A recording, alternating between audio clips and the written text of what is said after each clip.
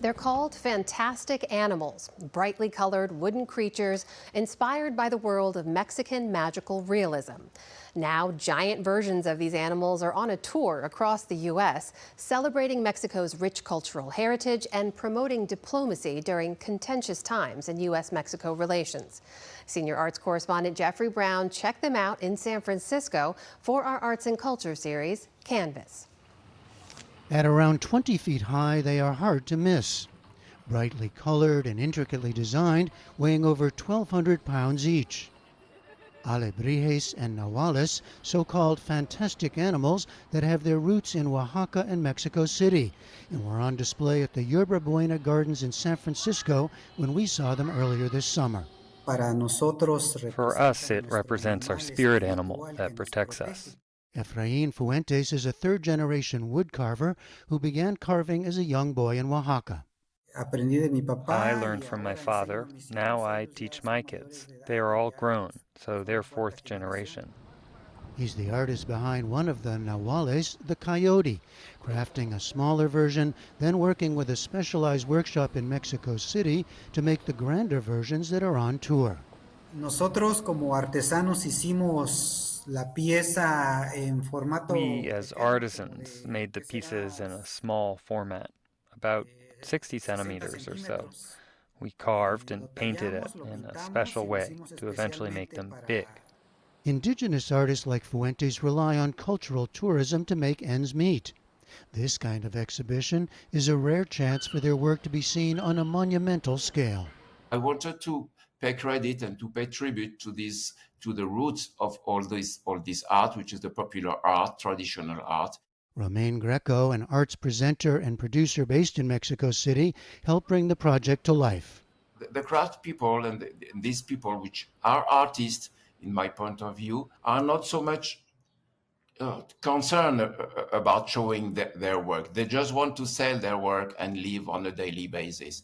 But I think that it's important for the people to understand the richness of the work.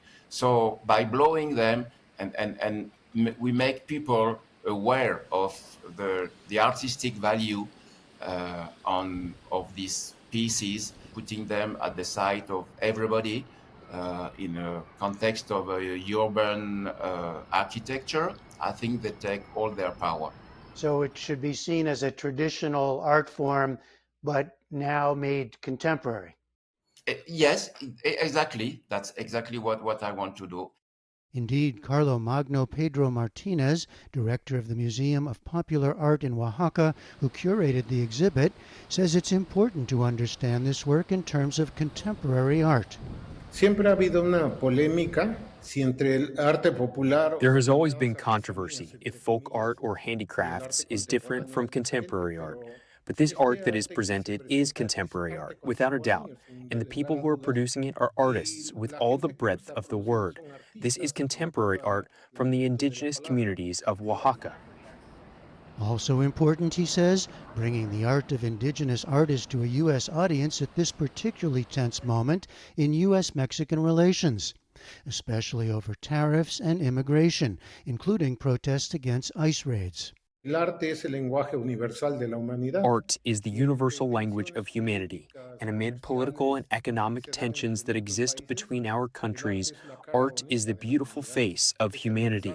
It is the universal message that we humans give, and this is where there is a fraternal bond between peoples. Romain Greco describes it as soft power. It's very important to use art as a diplomacy instrument, because sometimes, politics can be complicated and can be tricky, but art is much more universal. Ken Bukowski is the chair of the board of the Yerba Buena Conservancy, which oversees the gardens. For you, does it have an extra urgency now? No, I think it has an extra urgency because it just is one more way to show that level of respect where maybe people from Mexican ancestry aren't getting the respect throughout the rest of the country and with the politics going on now. But here in San Francisco, we do value that history, we do value that culture, and we want to show that by showing this art. The 8-piece sculptural installation has now moved on to a national tour in public spaces across the country. Nevada and California this year, moving farther east in 2026 and 27. For the PBS NewsHour, I'm Jeffrey Brown in San Francisco.